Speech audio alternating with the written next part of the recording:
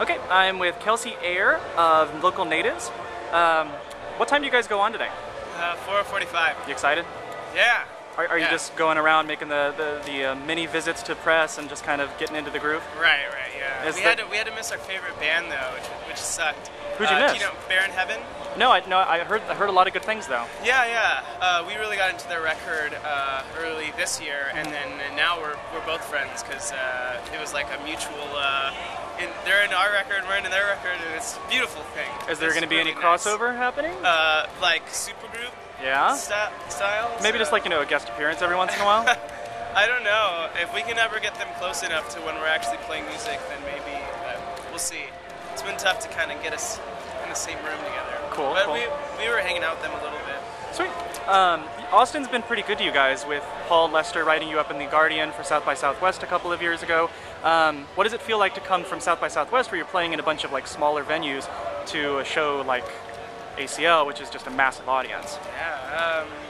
I mean, it's all different. I never consider South by Southwest like a festival. You know, it's more one of those like industry things where, I mean, they have fans and like it's kind of like this, cluster of all sorts of different stuff.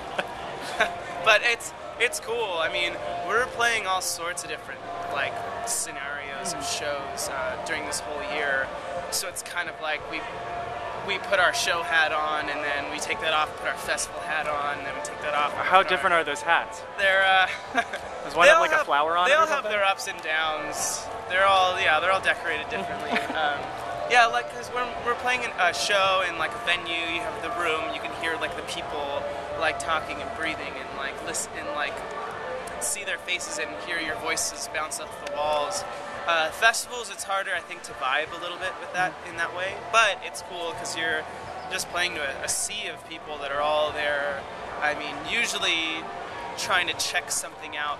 They haven't paid, for a ticket to see you. It's like they're there to see new stuff that they haven't seen. So this could be an opportunity to introduce yourselves to some new people. Yeah, so that's always cool. There's that introductory aspect that makes it really feel new. Cool. You've been compared to bands like Arcade Fire, Vampire Weekend, Grizzly Bears, sort of like the leading indie rock gods of the moment. And you guys are kind of following in their footsteps and creating, footsteps of your own. How do you feel about being seen as like the saviors of indie rock?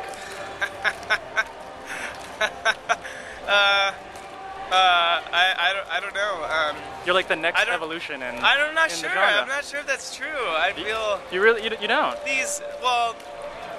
I think we have a long way to go. I have a lot of respect for a lot of those bands. Yeah, of course. And I think we've made the first record and everyone's feeling really good about it, and I think everyone's just excited to see what happens for the next record.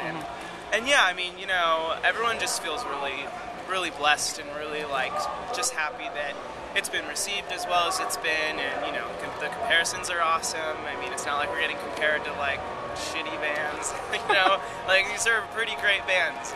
Who don't you want to be compared to? I mean, if people said we sounded like Phoenix TX, that would be kind of like that would hurt me. That would not feel good. But, yeah. So we're really happy with the way that things have been. Do you have I don't know. We try to just be humble about it. Understood. Yeah. Understood. Do you guys have another album coming out relatively soon? Have you started work on it? Oh no. We've been touring nonstop for the last 2 years, and it's pretty funny because we've been playing a lot of these songs for a long time, and the album just came out in February, which is kind of a bummer, but it definitely feels good for us because we're taking a break after this. We're on a national tour right now. We do that until the end of October, go to Europe for a month, and then we have like Christmas off and taking a break, and then early next year we're going to start writing the next record. How do you make it different every time you play? I mean, you have to play these songs over and over and over again. How do you kind of reinvent yourself every time you go up there? There's always a different vibe you're getting from the people in the room. There's all sorts of different people that you play to, and I think we all try to feed off the audience because I think the better the audience, the better we can be, and then the better we are. It all kind of feeds with like everyone in the room, including us, including them. Awesome. And little mishaps and mess ups help add to the color of the of the version of that night. And we've all just been really happy to play in front of so many people and in so many cities. And I don't think we haven't gotten sick of it yet, for sure. I don't know if we'd ever get sick of it. Cool.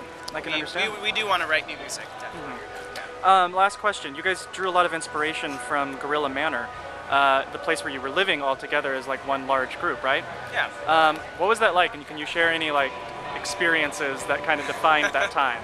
I mean, yeah, the whole idea for Gorilla Manor is like there wasn't like a plaque on the wall or anything. It was Right. like it was kind of like this house that we lived in Orange, and also this house that we lived in Silver Lake. So it was almost two places where we all lived together. You know, one person was a shout away, and you know we could just be there as soon as creativity struck us. And So it's like an artist commune, except on a smaller scale. yeah, and we'd have friends, you know, over, and everyone's hanging out. Like we had a bunch of friends' bands that lived close by in Orange and as well in Silver Lake, and always had people over playing the piano and stuff. And I remember this one night that we've made infamous by the CD artwork inside the booklet is we had a super crazy, gnarly, drunken food fight. Sweet. With what It kind was of like, food? But it was movie style. Like it wasn't like held back at all. It was Wet Hot seriously American like Summer no one messiness. cared.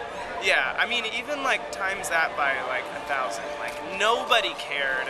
I mean we lived in this like front room and kitchen, and we couldn't care less about just trashing the place. Like I mean we were pretty bummed out the next day. We'd all like left the bar that was right down the street from our house. We went back there, and I think Andy's girlfriend spilled some honey O's on the ground, and I yelled at her to pick it up, and she didn't pick it up, and then somehow she started like crushing the O's on the ground, and we were like, what are you doing? So somehow we started wrestling in the O's, and then came shaving cream, peanut butter, dry pasta, water, flour, sugar, salt. The peanut butter was the worst. I would imagine. Yeah. But there was a good like inch of filth that was on the floor. Like we created a new food floor. That's impressive. It was pretty epic. It was a lot of fun. But I don't know. You pay the price for this kind of fun. I would imagine.